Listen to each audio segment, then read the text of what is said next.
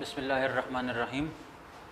हमारा टॉपिक है electrostatic effect की यूज़फुल प्रॉपर्टीज़, कहाँ पर हम इसको इस्तेमाल करते हैं।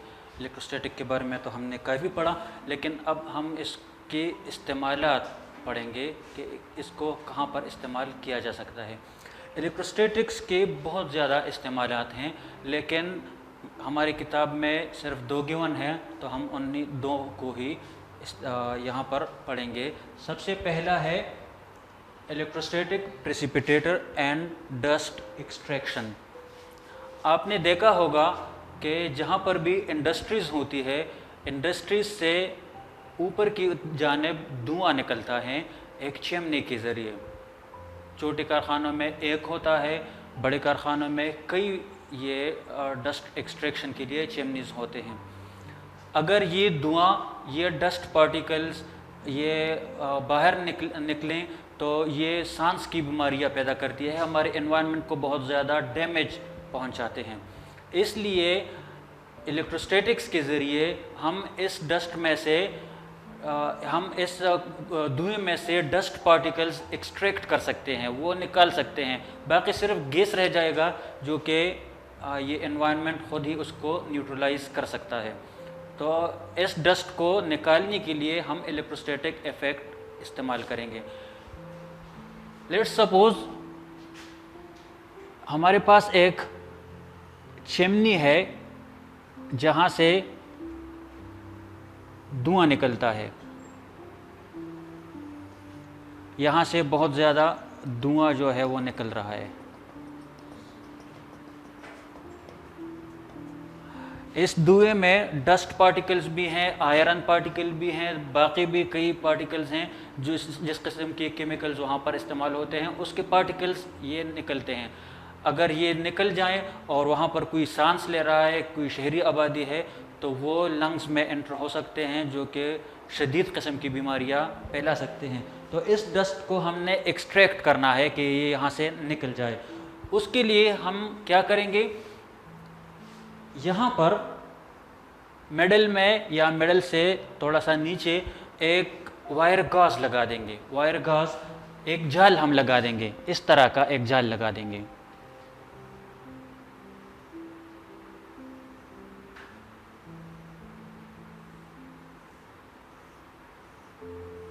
इस किस्म का एक जाल हम यहाँ पर लगा देंगे।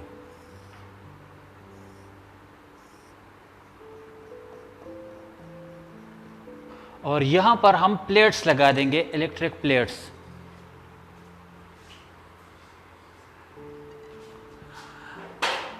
ये वायर गॉज, इसको हम बहुत ज़्यादा पॉजिटिव चार्ज दे देंगे, ये हाईली पॉजिटिव कर लेंगे हम, हाईली पॉजिटिव ये वायर गॉज है। और ये दोनों प्लेट्स ये एक दूसरे के साथ कनेक्टेड हैं, इनको हम नेगेटिव चार्ज प्रोवाइड कर लेंगे।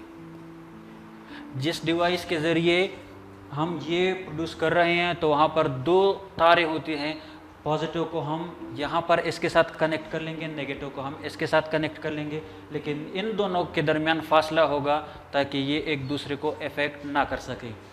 अब यहाँ पर कोई केमिकल प्रोसेस हो रहा है और वहाँ से डस्ट निकल के चिमनी के थ्रू आ रहा है, बाहर निकल रहा है। ये एक किस्म का जाल है और इस जाल में ये जो होल्स हैं ये काफ़ी बारीक हैं। तो यहाँ से जब ये डस्ट बाहर निकलती है तो इस जाल के साथ टकराती है, क्योंकि उसी में से ये गुजरेगी। तो जब ये यहाँ से गुजरेगी, ये यहाँ पर पॉजिटिव हो जाएंगे। यहाँ पर ये न्यूट्रल हैं, लेकिन जब यहाँ से निकलेंगे तो ये पॉजिटिव चार्ज पार्टिकल्स होंगे। कितना positive? Highly positive, may be 500 volt तक पॉजिटिव, 100 वोल्ट तक पॉजिटिव, काफ़ी पॉजिटिव होंगे ये।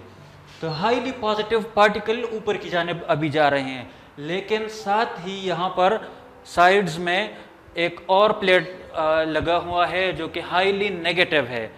यहाँ पर ये हाईली नेगेटिव है और हमने कहा था कि पॉजिटिव और नेगेटिव एक दूसरे को खींचते हैं, वो एक दूसरे को अट्रैक्ट करते हैं। तो तो ये बाहर निकलने की बजाय ये आके यहाँ पर डिपॉजिट होना शुरू हो जाएंगे।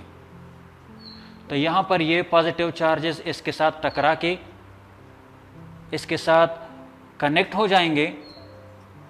तो ये पॉजिटिव बाहर नहीं निकल सकेंगे, डस्ट पार्टिकल बाहर नहीं निकल सकेंगे, क्योंकि जितना भी डस्ट आएगा वो पॉजिटिवली चार्ज्ड होंगे और ये वहाँ पर उस प्लेट की जानिब अट्रैक्ट होंगे।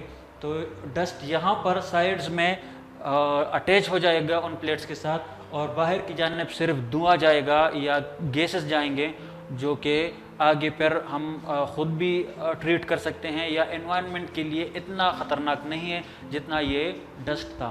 तो इसको हम कहते हैं dust extraction process through electrostatic, और ये हमारे पास बहुत मुफीद एक एप्लीकेशन है इलेक्ट्रोस्टैटिक का।